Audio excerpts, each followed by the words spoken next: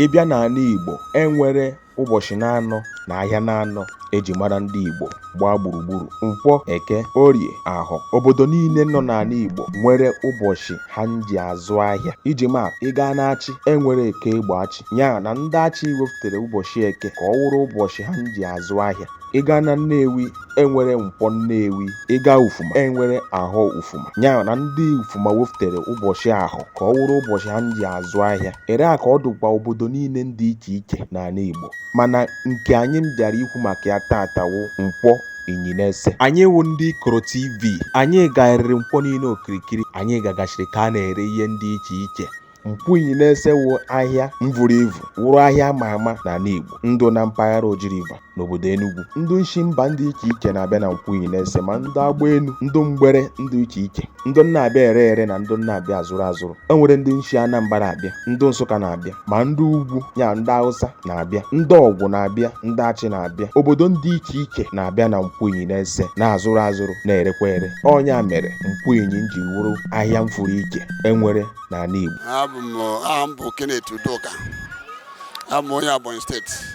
Abịa na Ebonyi steeti, abụ onye Ntezi Mudago. Ana m eji Ọnịcha eje egote, mbịa na Nkwo na-ele. Ọna Cordelia from Nsụka. Anyị na-ere egusi, ọgbọnọ, ọgwa, ihe eji eme ogiri na ebunu. My name is Isiaka.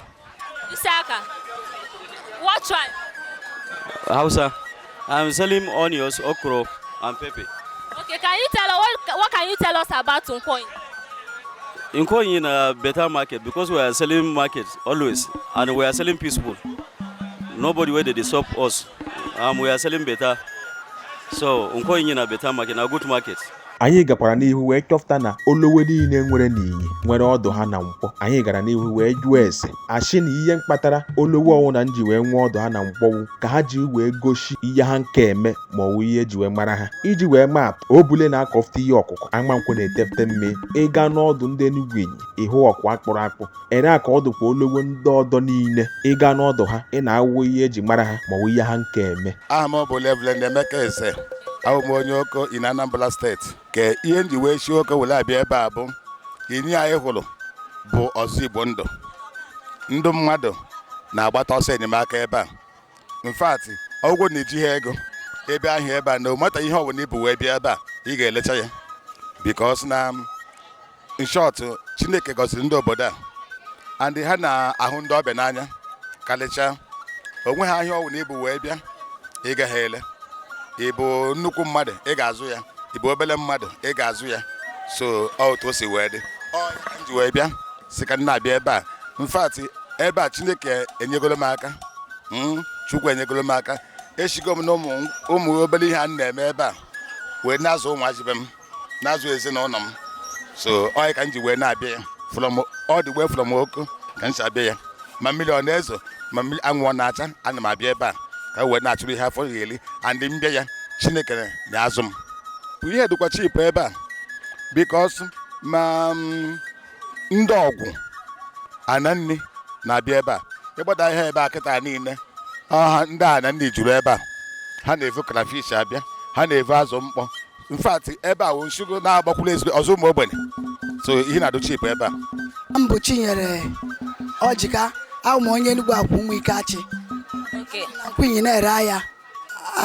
Ihe m na-ere dị iche iche dịka oshite na ayọn eji agbata ewi na ọkụkọ, ma oshite ma ngazi.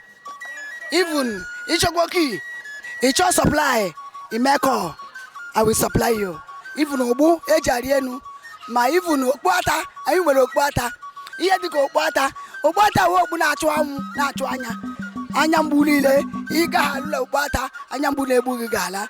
Ị gabara ihe eji ete ọhịa, ị gabara ngazi. Ọnya anyị nwere ya, ọnya anyị nwere ya, anyị nwere ya.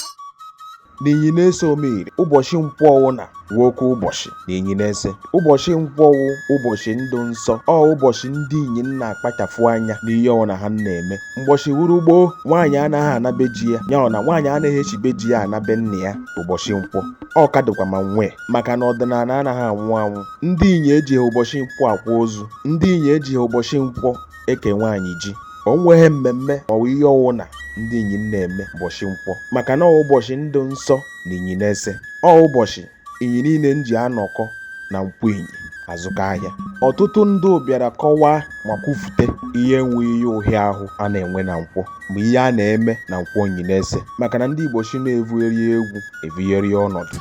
Ọ bụrụ na ị gaa n'obodo m bụ Anambra gọvanọ na-achị Anambra steeti Wusolu Udo ọ lụchago ahịa oko eke oko a na-azụ ya everyday lock-up store so ọ bụrụ na a ga-alụlụ anyị lock-up store ebe a ọ ga-adị anyị mma. Ihe nchọ ka gọọmenti nwee ike rụọ ọrụ anyị oriri nne ọzọ Nkwo ebe a ịbịa Nkwo na-azụ ọfụma bịa na Oji River Nkwo Inyi a dịka onye highest market enwere mma azụ ọfụma na Oji River mana Nkwo kwesịrị at least arụ abatara ime Nkwo amalụ Nkwo ka ị batara onwe lock-up store ọ dịka ihe niile adị ma kịta onwe ihe anyị nwere na Nkwo ebe a ma Nkwo na-azụ abịa ebe niile ịbatakwala ime ahịa ụfọdụ ma ebe a na-azụ akwụ ma ebe ihe ihu pọtọpọtọ ebe niile ọhịa anyị chọgasịrị ụmụ ihe ndị a niile ka enwee ike tinyere anyị gọọmenti lebere anyị chọrọ ihe ndị a meziere anyị ihe idere na-abatara ịbịa mmiri zowe na Nkwo mmadụ ama mbata nwe ebe a ọ dụkasị were kenuwe ọ batawa so ihe ndị a niile bụ ihe a ga-eji wee haziri anyị chọọ gọọmenti agbatara anyị ọsọ enyemaka ịbịa mezie Nkwo niile ka arụzi ya ka ọ dị mma n'anya so dada abịa onye ọbụla enwe shọpụ ebe a onye ọbụla chọrọ na a na-akpọchi onye a paakị ngwongwo ebe a na-ana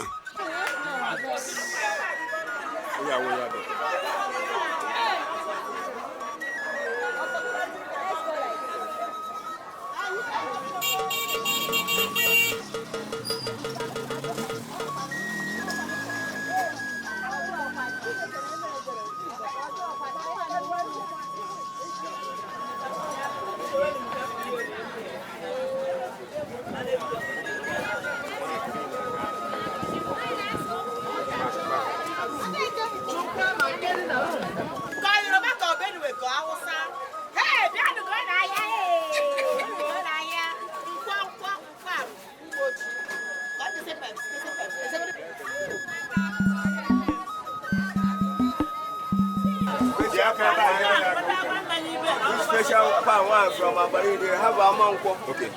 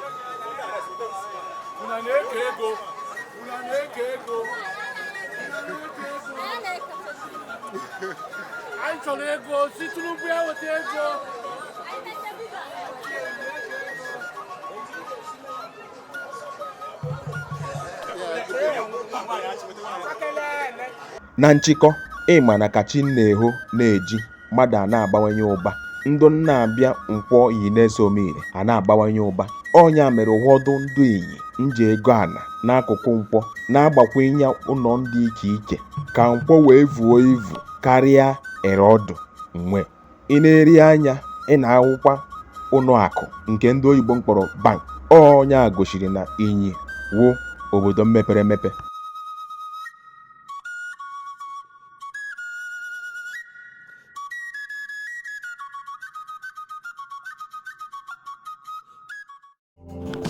Bobi Igbo ekene m unu aha m wu Ude Chinoso aha m bụ Igbo Eze Chinemere aha m bụ Ikechibuike na-ekiri na IKOROTV maka ihe gbasara omenala na ọdịnala Igbo.